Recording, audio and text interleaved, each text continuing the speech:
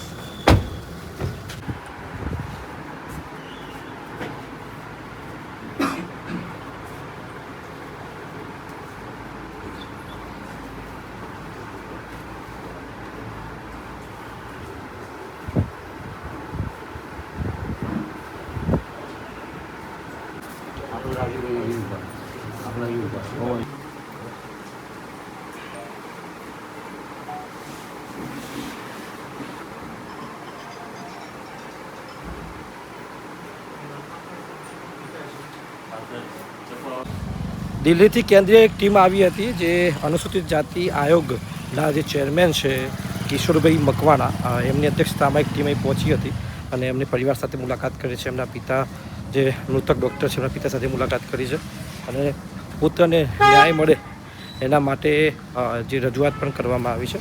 એના એક સમાચાર બનાવ્યા છે. દીકરાને ન્યાય મળે એના માટે તમામ જે મારી મીડિયા ટીમ છે એ પણ મહેનત કરી રહી છે.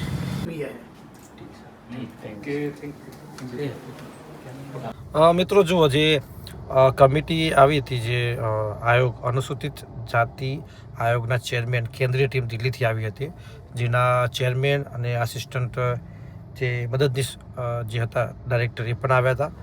અને સાથે સાથે સુરતથી પણ જે પોલીસ, જે ડીસીપી, એસીપી, જે વિભાગમાં જે જગ્યાએ પોલીસ ફરિયાદ દાખલ થઈ છે ત્યાંથી આવ્યા હતા. અને અરવલ્લી જિલ્લાના કલેક્ટર, એસપી અને જે તમામ જે અધિકારીઓ છે એ પણ હાજર હતા. એટલે કે જે દીકરાનું મોત થયું છે કોઈ પણ કારણસર, એના આપઘાત છે બાદ જે સ્થિતિ ઊભી થઈ છે, પરિવાર ન્યાયની માગણી કરી રહ્યો છે. તો એને ન્યાય મળે એ માટે તમામ પ્રયાસો વહીવટીતંત્ર કર્યો છે. આપણે એના ન્યૂઝ આખું કવરેજ કર્યા છે અને ખૂબ સારી રીતે એમનો ઇન્ટરવ્યૂ પતાવ્યું, અધિકારીનો ઇન્ટરવ્યૂ લીધો, અને ખૂબ સારી તપાસ કરવામાં આવી છે, સાચી દિશામાં થઈ રહી છે. અચાનક તમને થશે કે આ ક્યાં છત્રી લઈને ઊભો થઈ ગયો, એ પણ ઘરે જોયું. સાંદુબેન પર્સનલ તૈયાર થઈ ગયા છે, અમે જઈ રહ્યા છે. અમને આશા છે કે વરસાદ આવશે, કેમ હે ને? આપણે આશા રાખવાની કમ્પ્લીટ. જો મૂકી દે બેટા. જો આ છે ને છત્રી મળી આવી છે મસ્ત, મને ગમી આ બ્લુ કલરની. ગાડી મળી દો પપ્પાને, ચલો ગાડી મૂકી દો.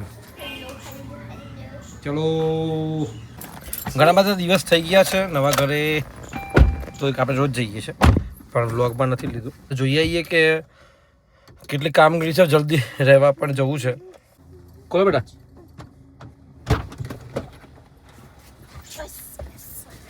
પણ જે આખું ફર્નિચરનું કામ કરીશું ને એ તો રિવીલ આજના બ્લોગમાં નથી કરવાનું, એ પણ કરીશું. પણ ત્યાં બધું જે બીજું કામ ચાલુ થયું, જલ્દી રહેવા જવું છે. જો રિંકલ ઘણા દિવસે જઈ રહી છે. રિંકલ શું કહેશો? ક્યાં જવાનું નવા ઘરે? નવા ઘરે જવાનું છે. ક્યારે જવાનું છે રવા માટે? ક્યારે? હા, રવા માટે ને જ્યારે બધું પૂરું થઈ જાય, સાફ સફાઈ થઈ જાય ને બધું ગોઠવાઈ જાય પછી સામાન ગોઠવાઈ જાય પછી. અને હીરા દાદાએ કીધું છે કે તારીખ આપશે. એવું છે? ગઈકાલે એમને મળ્યો તો. ચાલો. અને કાલે શું કોઈ પ્રોગ્રામ કરી આવ્યા ગામડે જઈને? કાલે તેડવાનો પ્રોગ્રામ હતો.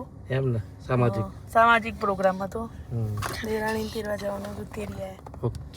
આજે હું એક સમાચાર કવરેજ કરીને આવ્યો. આપણે ડૉક્ટર હર્ષભાઈ પંડ્યા જે ગુજરી ગયા ને, એમના ઘરે દિલ્હીની ટીમ આવી હતી, જેમણે આપઘાત કર્યો કોઈના માનસિક ત્રાસના કારણે. જે સુરતમાં ના ઘટના બની અચ્છા. રેગિંગ હા વાળી હા હા એમાં એ આજે કવરેજ કર્યું.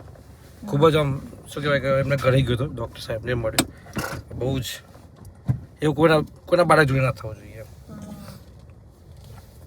કારણ કે ફિલિપાઇન્સથી છોકરો એમડી થયેલો હતો અને ભણતો હતો માઇક્રોબાયોલોજી માં અરે રેસિડેન્સ ડૉક્ટર હતો. ચલો આપણે નીકળીએ. જો આવી ગયા છીએ ઘરે.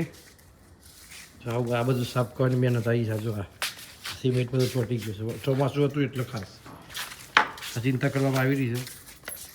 સફાઈ છે કેમ કરવી શ્યામ તે ઈમ આટલી બધું હે ચિંતા આવી ગઈ છે ભાઈ હવે કેમ કે વાવવાનું છે એટલે આ જોરદાર ખાડો છે.